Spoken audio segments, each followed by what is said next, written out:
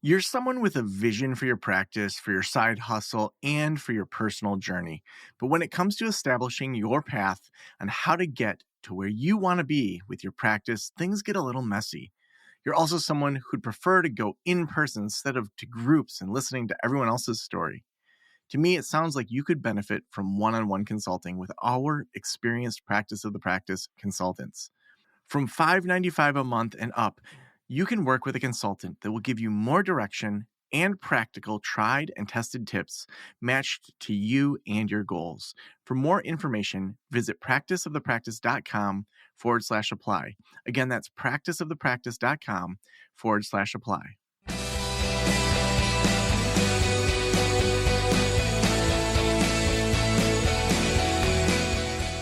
This is the Practice of the Practice podcast with Joe Sanok, session number 1340.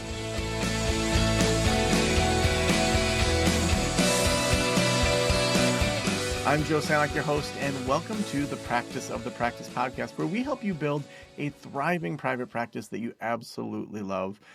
We talk to people on this show all about what it takes to have both sides of that, to have the thriving practice, the practice that is good with the operations, the business, the marketing, all of that, but also that we love it, that we aren't grinding so hard that we are just like, oh my gosh, like what am I doing here?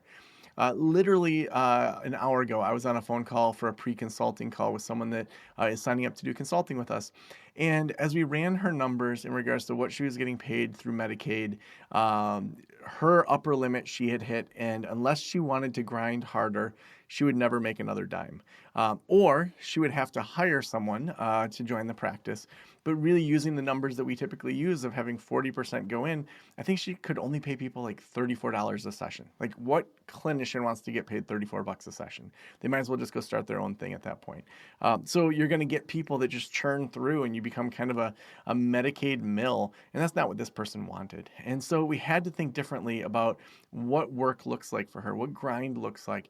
When Thursday is the new Friday, I talked all about #hustle culture and how just like toxic that is, to feel like we always have to be doing something, which is why I'm so excited to have Dr. Guy Winch back on the show.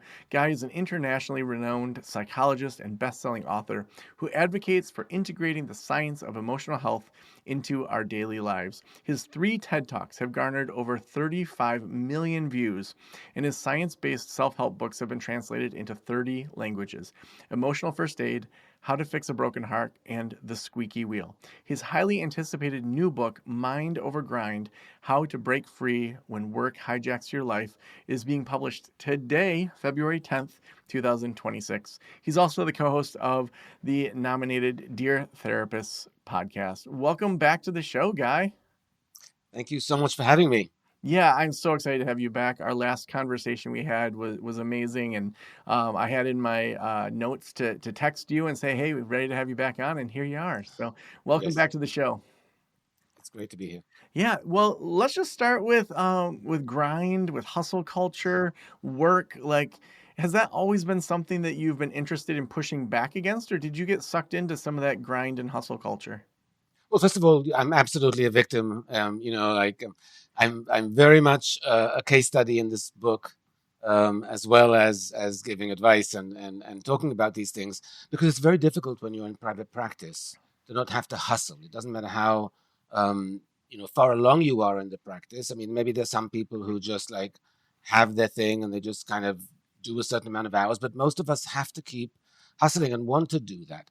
The really tricky part is being able to understand where the limits of that are and how it's actually affecting us in all these kinds of unconscious ways. And it's very difficult to keep things from becoming a grind and from it just feeling like a grind. I'm also someone who has a lot of opportunities come my way, and I say yes to this and yes to that, and then I find, oh, I've overcommitted, and suddenly from going from this is fun, I'm going to like, oh, this is a lot. So it's something I wrestle with myself, and I know it's just something that's very typical of people who are self-employed, who have private practices, and really anyone in the current workplace. Yeah, so I want to talk a little bit about you more personally. So I'm just thinking, a lot of people probably think, man, if I had one TED Talk, let alone 3, They had over 1 million views. It's like the Midas touch of gold. You can ride into the sunset. All of a sudden, you're not going to feel like you have to grind. I know for me, that was like, I really looked up to, or do look up to Pat Flynn, the Smart Passive Income podcast. Amazing podcast in the business space. He's a great guy, and was like, if I can get on his show, then everything's going to be easy. Like it's going to be the touch of gold, like going on Oprah or something. And I found that those things were helpful. They gave me a little bump, they gave me a little credibility, but it's still like back to my home office, doing the podcast, writing the books, helping the community. How have you dealt with, and maybe you had a different mindset, but the idea of, okay, if I write the book, that'll make it easier. If I get the TED Talk, that'll make it easier. I guess, did it make it easier? Was that kind of the golden touch that you maybe thought it might have been? Look, this might be folly on my part, but making it easier was never the point. Mm, Um, that was never my goal to make things easy. I enjoy my work. It was about, oh, I'll be able to reach more people. I'll be mm, able to have a bigger impact. I'll be able to help more people. We're all in a helping profession. So there's some kind of impetus there to want to make the world better, one person at a time, however it is. And then when you have a bigger platform, you're like, oh, and people are responding to your message. You're like, oh, so I can actually help more people. And here's an opportunity that comes by, and now more people know. So it's like you grow with the growth that you have. So grows your appetite, so grow your ambitions, and so grows your hope of reaching more people. And then when you find you have that impact, it's very satisfying and gratifying. So you want more of it. And then you have new things that you want to talk about, like in this book. And I'm like, yeah, but I haven't spoken about this stuff before. And I think that can help a lot of people. So now I want to help the people with these ideas rather than just those ideas.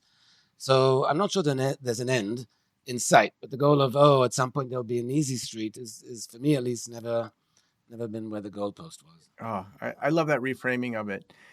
So take us through when we say mind over grind. Like, how do our minds get sucked into the grind? So this is a really difficult workplace culture that we have here in these late stages of capitalist environment that we're in. The workplace is harsh for all. Everyone is actually needing to hustle. People are working two jobs, or people are working a very difficult job, then coming back, doing caretaking, parenting duties. So the people really usually experience a grind. Even people who love what they do, and I love what I do, there are periods where I experience it, I'm just grinding it out because there's just a lot to get through. And there's psychological impacts that happen when we grind. And one of those things is, for example, that we go on autopilot. When you have a very busy day ahead of you, let's say you're recording a bunch of things, you have clients coming in, you have these business development calls and all of that stuff. When we have very busy days, our tendency, for example, is we just put our head down and we just go from task to task to task. Let's just get through it. And it turns out that when we do that, we actually outsource our coping mechanisms to our automatic coping mechanisms, to our autopilot, as it were. And automatic coping mechanisms, our unconscious minds make very poor decisions for us a lot of the time, because those decisions are about very simple heuristics of just simple relief. So when you have a break, if you have one, you'll probably just scroll on social media because you're tired and you don't want to do anything. It's not a recharging break. In fact, that's Mm, not going to actually help you recharge. You have to be a little bit more thoughtful about if you're trying to take a useful, effective break during the day, but you're not going to be thoughtful if you're grinding and then you're just going from one thing to another. A similar thing happens to us at the end of the day. We get home, we're drained at the end of those kinds of days, and we've all had that experience. We get home, we're super drained, except that our unconscious mind then confuses physical exhaustion with mental or cognitive or emotional exhaustion. So, what does it tell us to do? Let's veg out. Let's binge movies or shows on TV, or let's just sprawl out on the couch and surf social media, doom scroll, do very passive things. And what happens when you do that at the end of a draining day is you end up resting and you end up not depleting your batteries further, but you don't recharge them. And you're likely to wake up the next day, even if you had 5 hours to zone out on the couch, feeling fatigued and tired and exhausted. Because what recharges our batteries are active things. They're not going to happen on the couch. And we feel too tired to do them, but we're not tired physically. So if we make ourselves do them, if we're wise and we're thoughtful and more intentional, then we go and spend the energy on doing the thing and come back with more energy for it. But mm, those are not the calculations we make when we're fatigued and drained and on autopilot. And that's why so many people are going towards burnout because they are not understanding how their psychology is misdirecting them to not utilize the opportunities they have to recharge, to manage, to balance stress, to truly have a work-life balance and not a work-screen balance, which is what happens to a lot of people. I love that idea of having kind of the mental load and mental exhaustion confused with physical. Like I even think about my kids when they get home from school. You know, they're now in ninth and fifth grade, and they're like, I just need a break. And it's this battle of how much iPad do I let them have? And it's really interesting because, as especially my youngest, who I think is more susceptible at her age to some of these things, when she goes to her jazz dance class, when she goes to taekwondo, when we go for a walk with the dog, she sleeps better. Her attitude's better. And I just assumed it was the screen, but I love that framing of you think this thing's going to recharge you, but actually that's depleting it even more. And it's not actually what you need. You actually need to move your body a little bit. Right. Right. And because we're on autopilot, we don't even pause to do the math. We don't even pause to reflect on what we might need or what might be effective. And people also don't know that. They think that resting is what they need. But we're not in the Industrial Revolution. You haven't spent 16 hours stirring a dye vat. That's not what you've done. You've sat facing a screen probably most of the day. So sitting facing a screen when you get home is not going to be the thing that gives you a shift. Mm. So when you look at the research, I know any book like this, you're looking at research, and at least for me, when I was writing Thursday is the New Friday, there were studies I saw that just for me always pop up now. I'm just like, I love them so much. Will you take us through just some of the research that you dissected that just personally for you stood out as you wrote the book? So one of the things, and it's a very surprising kind of finding, is that we tend to think, and I notice in my clinical practice when I say to people who I know are very, very stressed out at work, have very, very demanding jobs, are you able to separate that when you get home? Are you able to shift your mindset when you get home, or is this then impacting your family, your partner, etc.? They always say like, no, no, no, it's I really, it's different when I get home. But then when I ask them to go and ask their partner if that's the case, their partner says, "Oh no, of course I feel it tremendously." The research shows that if one person is very stressed from work, their partner, who might not be working, is likely to develop symptoms of burnout because we transfer that stress to the people when we get home. Emotions are contagious to begin with, and moods are very contagious to begin with. So when you're in a fight or flight mode all day, when you're in a tense, demanding, pressured work environment, it is not an instantaneous thing to shift that off when you get home to just like change your mindset. And it's actually a very difficult thing to do unless you're trying to do it in a very intentional and even slightly effortful ways. You're likely not. You're likely going to seem preoccupied and checked out and tense. And certainly, if you're going to be talking about that, which is your want, I mean, you might want to get support. You might want to do that with your partner, with even with your family members. But then they take that on, and we know that when there's a lot of demands at work, there's more conflict at home. And those are the kinds of studies that I found really. I mean, there's a whole group of them because I looked at very different kinds of literatures from different disciplines. But this idea of how much these work conflicts transfer to home was quite surprising to me. Another one is that when we're very stressed out at work, it's not just that we will do less at home, that we will not function as fully at home. We won't like show up and take care of our responsibilities at home. We will actively undermine our partner, actively undermine them, make it more difficult for them. Again, unconsciously, not intentionally necessarily at all. But it's just that when we feel so put upon, so drained, that we're not really thinking clearly, we're not really realizing what we're doing, we're just kind of deferring and making things more difficult for them. So the whole thrust of the book is that in this current workplace, when you have a very demanding job or a job that's very preoccupying, and it could be because you're extremely passionate about what you do, and it could be because you're in a toxic work environment, for any reason but that job impacts you like that, you have to become more aware of how it's impact you and the people around you, and how it's doing so in many different domains. And you have to be much more deliberate and intentional and sophisticated in how you conduct yourself. That the solution to work stress is not just changing the workplace, it's changing here, how you manage those stresses. That's where anyone can be empowered. And that's why I wrote that book, to empower individuals. You don't have to wait for your workplace to change. You can make a huge amount of change and a quality of life change at that for you and the people around you by managing yourself differently and more wisely. So I love that idea of workplace stress. It also, to me, goes to, I'm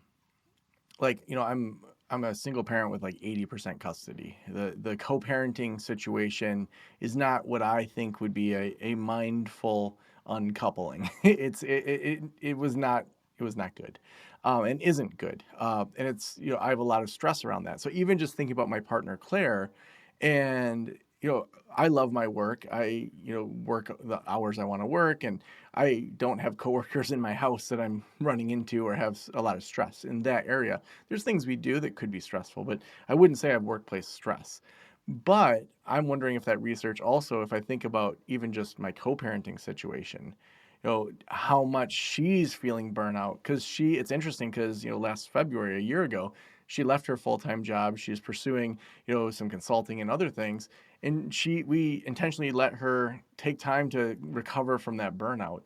And so spent a lot of time doing things for herself after working for 15 years of, not really getting much of a break.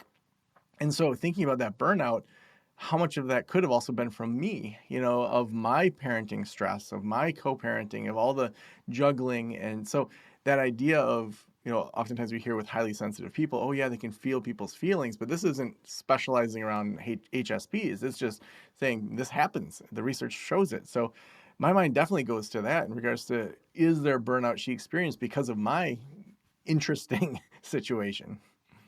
Right, and that's one aspect. But I'm not suggesting this is at all you and your kids, but I want Yeah. to do bring up kids in some way, because look, what actually happens, and this is something I talk about in the book, is that when we are spending 8 to 10 hours a day at work or working, whether we're doing that virtually or in person, then that in our unconscious mind registers that as a primary tribe for that moment. That's where our tribal affiliation goes. It's like, people always talk about, oh, we, the company, right? Oh, what do you do? Well, we manufacture such and such and such. We do these kinds of services. There's a big we and identification with the company. And when that happens, you are very aligned with that company. Now, when you come home from work, or when you stop working and you're at home, your tribal allegiance has to swap from being very much with them to now the kids are a priority, say, or the family is a priority, say, or your social circle, your friends are a priority. But that's not a switch we do just because we changed our location or because we shut the laptop. And so what happens is, when people again are feeling in the prime of all of that, and again, you were just activated, you were in fight or flight all day, it doesn't just disappear when you close it. Your kid comes in for a hug when you walk through the door, it can feel like an intrusion to you. It can feel insensitive. Like, don't you understand that? And you're not going to respond that way to a child, hopefully, but it can feel like, just give me a minute. Yeah. I just walked in, and it can feel like annoying. And what are they asking for? Hug daddy when he comes home. Shouldn't be annoying, but it can register like that for a lot of us, like an irritation, because it's an intrusion, and we haven't done that aligning psychologically and emotionally, realigning that we need to do at the end of the day. And so, and then that comes out and the kids feel it. And I've had a lot of people that I work with that I say, like, go ask your kids how they feel when you come home. And they said, one of them said to me, like, I'm always in my room when you come home because I'm afraid to go right out. Like, there's too many times that I've gone up to you and that's not been a good thing. So, and, men and women, it doesn't, moms and dads. And so, that's something we have to be highly aware of. I mean, it bleeds in that way as well. Now, in this book, I devote a whole chapter to what are the transitions you have to have mentally? What are the rituals you have to craft and enact in order to indeed transition not just your mindset, but your mood, your whole unconscious setup, the tribal allegiance, all of it, transition it so that you can be more present at home and feel it, and not just like put on a smile and grit your teeth through it, but actually be present and feel it and want to be there, want to shift. But it's again, it's a very, very intentional, thoughtful act. It's not something that we just do on a dime, or not something that we do because we walked in. It doesn't happen automatically, and we tend to think it does, but it does not.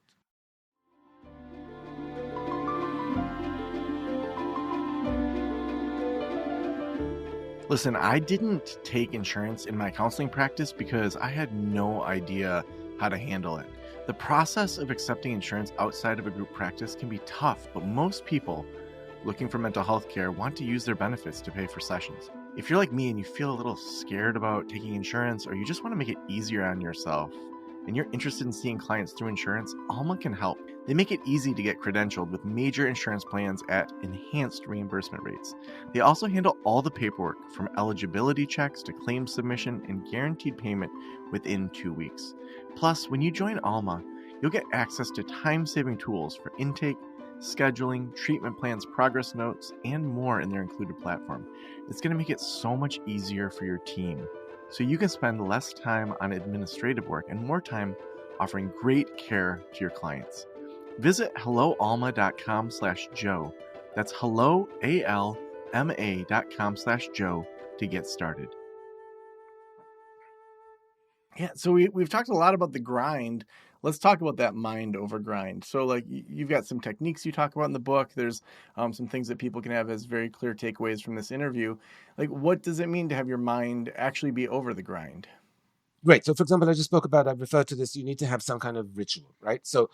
And I use the word ritual because rituals are about a certain mindset. Routine is something that's a little dry. It's not an emotional thing. Rituals are much more emotional. They resonate more deeply with us. And so you need to develop a ritual you do at the end of the day, at the end of the workday rather, that helps you really shift your mood, your mindset, your priorities. And it's a complex thing. For example, it should involve all of your senses, because that's a much more impactful way to shift our mood, right? So music is very powerful. So listen to the right music, but listen, it's not just this is the playlist. It's like, what's your evening about? If it's a family evening, it might be one playlist. But if you're meeting friends for a drink, it might be another one. And if you're going to the gym, it might be another one. And if you're going, do you know what I mean? Like, it needs to match. It needs to kind of set you up for the mood you need to be in for that evening. But that's a curative thing. You need to curate the playlist. You need to set it up. You need to listen to it. You also need to do a visualization exercise and a meditation kind of exercise where you're kind of thinking about your partner or your kids or your friends and thinking about their day and where they're at and where they're going to be at when you get home. So let's say your partner was home with the kids all day, or had a very difficult day herself or himself, and what do they need when you come home, and what is it you might be able to give them? What do you need? You might be, part of your ritual might be that you say to your family, when I get home, guys, I'll say hello at the door, and then I'll need 5 minutes in the study, in the bathroom if I don't have a study or a place to be, because I need just some alone time to decompress. A ritual can involve the changing of clothing. Clothing is very embodied for us. It makes us feel a certain way about ourselves. And so you want to change out of the work clothes, which are associated with the battle of the workday, and into clothes that make you feel more comfortable or more relaxed or more family oriented. That, so it can be clothing, it can be lighting, it can be music, it can be a meditation, it can be a visualization, it can be sense. Literally the sense of smell is also a very, very powerful one. I had one person I write about in the book that would take, she had a young child, she would take, the kid had two stuffed animals that they slept with. And every morning the kid would choose one and she would take the other to work with her. And then she would sniff it on the way home, because it would really make her think of her daughter, and it would kind of put her in the mothering mood, and she would literally do like aromatherapy with the stuffed animal of her child, but it was very effective for her.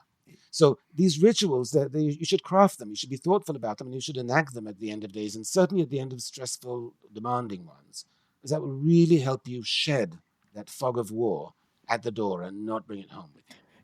It's so great to hear this and to hear the research on this, because I feel like there's things that I've done but didn't really realize that I was doing that early in my career. I would wear a watch during therapy just to make sure I knew. And I hate watches. I just hate watches. So, I do not wear one. yes, I'm with you.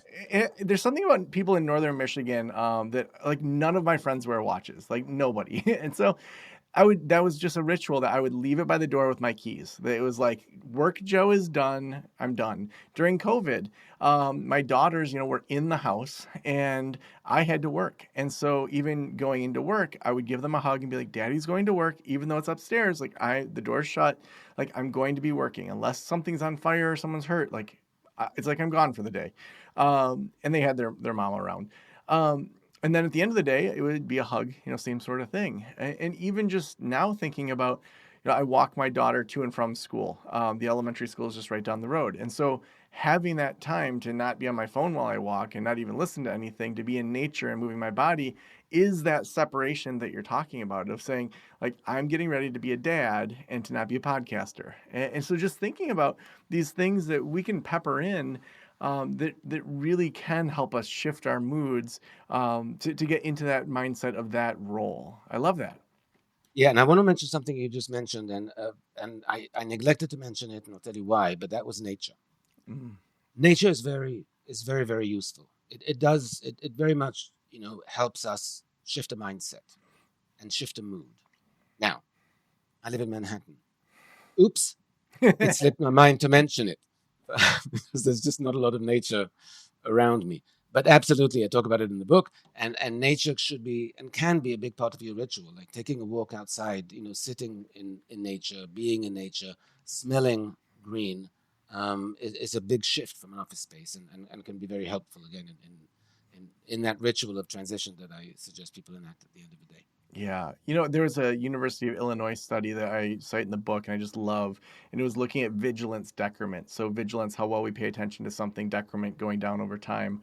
And the idea before this study was really like it's like a glass of water. Once that energy's gone, you got to go sleep, bounce back. And they challenged that where they had these students do this really boring study where they had to look at a computer that had 4 random numbers and they had their random number. When theirs popped up, they had to click it.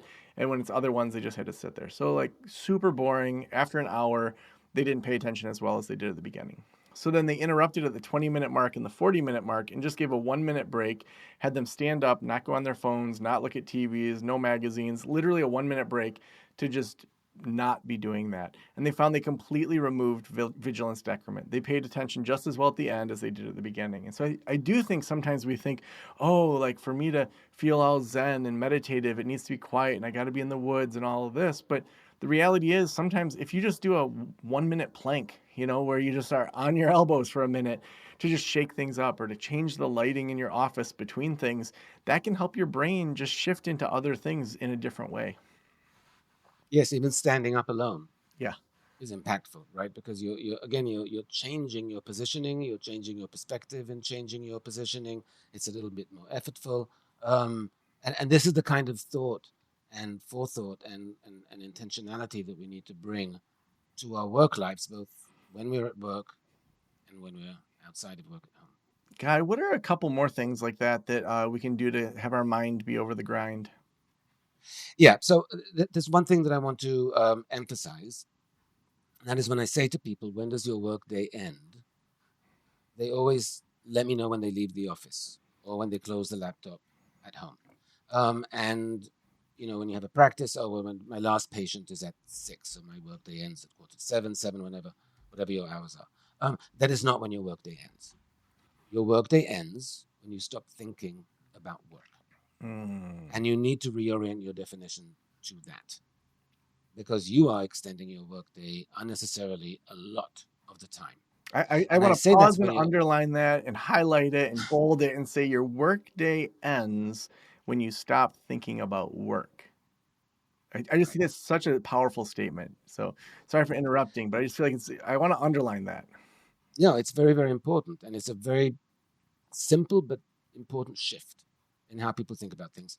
Now, the thing is that your recovery from work, and I use that term because we do need to recover, we have to recharge, we have to rest, we have to do those things, cannot start until your workday ends. So it's not just that the workday has to end, but life has to begin. This is what work-life balance is about. It's not about putting in an hour of yoga once a week. It's about using the time you're not working to live, to do things that feel like living, that feel meaningful. Not all the time. You're not doing meaning all the time, but to be present in whatever the thing is, even if it's the most casual evening at home, where you're like watching TV with your daughters or just giving them dinner and putting them to bed. It's a very casual, there might not be anything special about that evening, but that is life. And you're not going to be living it, you're not going to be present in it. You'll go through the motions, but you won't be present in it if you're thinking about work. And so life begins when work ends. Work doesn't end until you stop thinking about work. And having that clarity also helps people be much more aware and thoughtful about how they're managing themselves and what they're doing and how they're labeling even what their hours are about, rather than what did you do? Nothing. Well, no, it's not true. You did nothing. Well, I would just watch TV and I spoke to a friend. I'm like, then that was life. That was nothing. That's what living is about. How do we catch ourselves more when we're thinking about work? Because I think in one category, there's therapists that are super excited about their private practice. They want to talk to their partner about it on date night, and it's like a new thing to them that they're just excited about. And they may not feel like it feels like work, but it could fall into that category. There's other people that have jobs or roles where they are frustrated and they're thinking about things all the time. Like, what do we do when we catch ourselves thinking about work and we're not living life?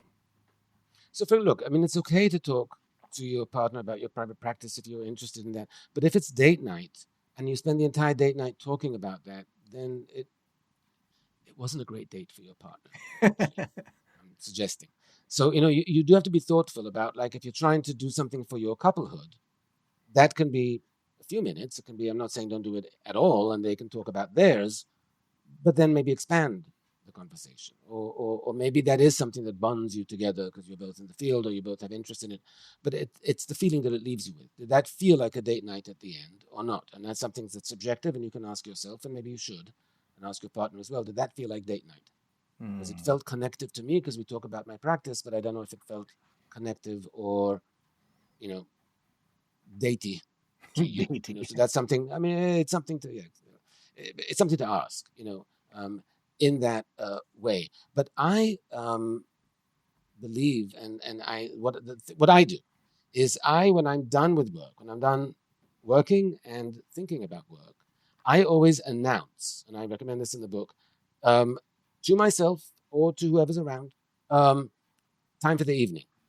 No matter what the thing is, there might not have any plans. There might not be anything special going on. It might be an evening that you have with your daughters again, where there's really nothing especially going on at all. But if you, in your head, go, now it's time for the evening. Now it's time for the family. Now it's dad time. Now it's daughter time. Now it's TV time. It doesn't matter what it is. Then you're defining what you are doing rather than just leaving it as a void. Work can intrude into a void. It'll have more trouble intruding into an established thing with a label. And I also recommend to people in your calendars, they have so many colors during the day of all the different things, and then it's vacant from 6, 7, 8 o'clock because they're not working. I'm like, don't leave it vacant. Color it family, color it movie night, color it vegging out. It doesn't matter. But call it something, frame it as something for you so that you and your unconscious mind understand there is a task here. There is an agenda here, even if it's a passive one. And therefore, when work intrudes, then it's easier to say, well, actually, this is family time. Actually, this is daughter time. This is movie night. This is dishwashing time. Do you know what I mean? And that's an easier way to remind yourself that, no, this is not about thinking about work. Because, again, if you just think about it in an excited way, that's great. But most of the time, we don't. Most of the time, what comes up is a worry, a concern, a rumination of sorts, something that's troubling us, and that activates your stress response, and that puts you right back at work. So that's the thing you want to avoid. Yeah, it just reminds me of so many different things. Like when I look at my calendar, thinking about who do I want to be in addition to what this job role is, and to even just say, most Mondays. I walk with my friend Taylor that I've known since I was 5 years old. We were college roommates. He works at the community college I used to work at. The college is 4 blocks away from here, and so every Monday I have on there Walk with Taylor at noon. It's on repeat. I would say 2 times a month we do it, sometimes 3, depending on the college schedule, my schedule. But I know when I see that, it's like, no, I want to walk with Taylor. I enjoy walking with Taylor. So, when I'm working with consulting clients, even saying, okay, you want to work less and you don't want to think about the practice as much. Let's take one Friday a month off and let's schedule something. Let's schedule yoga. Let's schedule lunch with a friend, a pottery class, like something. Because most of us, when we see a client in our schedule, we don't no show on them. If it's in the calendar, we do it. So I think that what you're talking about taps into that, where it's like, oh no, I have in the calendar to do dishes tonight and have it be movie night. So it just like intuitively taps into that. Right. I had one person I work with who literally showed me their calendar, and I told them they need to do a relaxing weekend, and they showed me, and it literally said in their calendar, puttering, and it said magazines.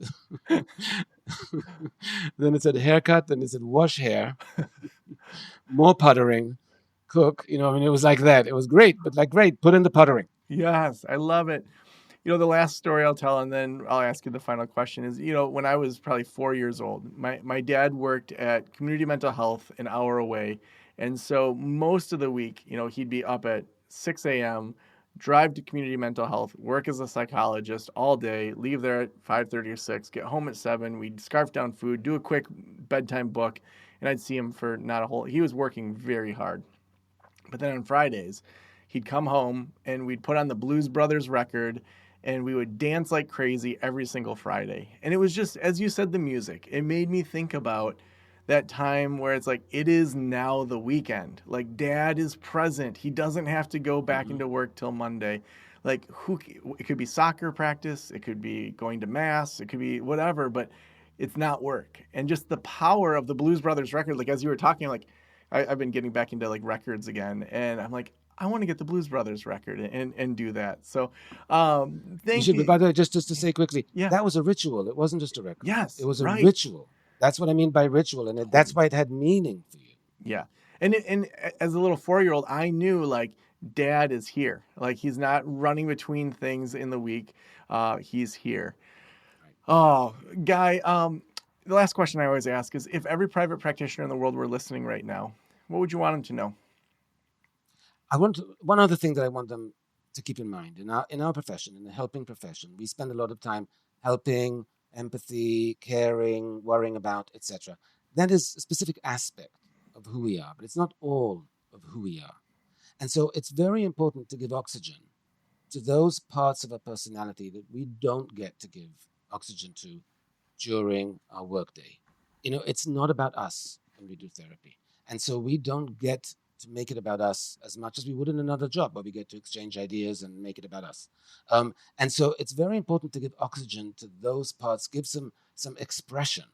And I would love everyone to think about, what aspects of myself do I not, and this is true of every profession, what aspects of myself do not come out during the workday? Which do I have to suppress? What is the goofy side, the silly side, the superficial side, whatever the side is, the gossipy side? I have to be so like hippo oriented during the day. I just want to gossip about my neighbors and after the thing, whatever the thing is.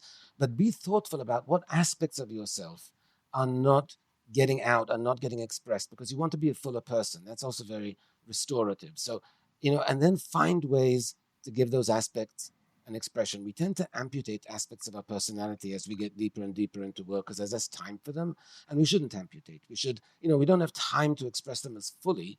We can't be, stand-up comedians or full-time artists or full-time novelists or whatever the thing is, full-time athletes, but we can indulge in those things periodically and in small ways, and we can bring out certainly aspects of our personality and identity that reflect those things, and that can be something that can really be a great way to balance work and life, because it's balancing aspects of who you are as well. Oh, so awesome. Guy, if people want to get your book, where should we send them? So they can get it at any bookstore, independent bookstores, anywhere online. It's really, truly available anywhere. If you want to see, find a place, you can go to guywinch.com, and then you go to the book page. It'll be a pop-up. It'll show up, and it'll tell you where you can order the book, but really it's available everywhere. And if it's in an independent bookstore and they don't have it, you can ask for it. Let's support independent bookstores. And otherwise, you can get it online or any way you like. So awesome. Well, just a reminder, the book is Mind Over Grind, How to Break Free when work hijacks your life. Go get it for you and for your clients. Guy, thank you so much for being on the Practice of the Practice podcast. Thank you for having me.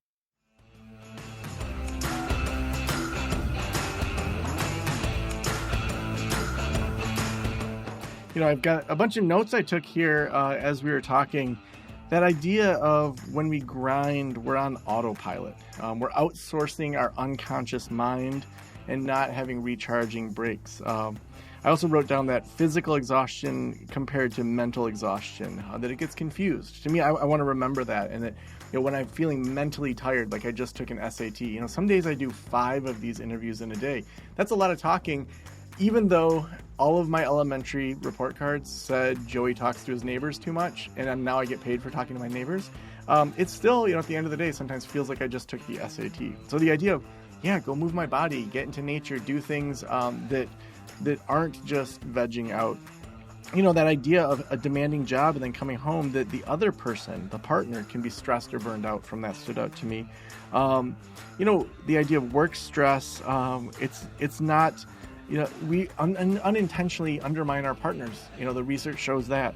And just that idea of rituals. Even as I was writing Thursday is the New Friday, I had rituals because I was learning the neuroscience, some of which maybe Guy and I both pulled from, of what environment does for us. I had different lighting in this office. I had a different chair I sat in. I had a playlist that was only for my writing. And it felt like I could drop into flow state in a way that was completely different than how I usually operate because I had these rituals. I would check email in one chair. I would write the book somewhere else. I stand up here doing the podcast. That it helps us do things differently. So make sure you go get Guy's book. Also, we couldn't do this show without our amazing sponsors. Thank you so much to Alma for being our sponsor today. I wish Alma had been around when I had my private practice. I had no idea what I was doing. That's why I didn't take insurance. But if Alma had been there, I would have. And there's no reason that as a clinician, you should be spending hours on paperwork to bill for insurance, or not knowing for sure that you'll get reimbursed for sessions with your clients. If you're interested in seeing clients through insurance, but don't want to navigate the process and paperwork on your own, Alma can help. They make it easy to get credentialed with major insurance plans at enhanced reimbursement rates and a guaranteed payment within 2 weeks. Visit helloalma.com/Joe. That's hello, ALMA.com/Joe to get started. Thank you for letting me into your ears and into your brain. Have an amazing day. I'll talk to you soon. Special thanks to the band Silence is Sexy for that intro music. And this podcast is designed to provide accurate and authoritative information in regard to the subject matter covered. It is given with the understanding that neither the host, the producers, the publishers, or guests are rendering legal, accounting, clinical, or other professional information. If you want a professional, you should find one.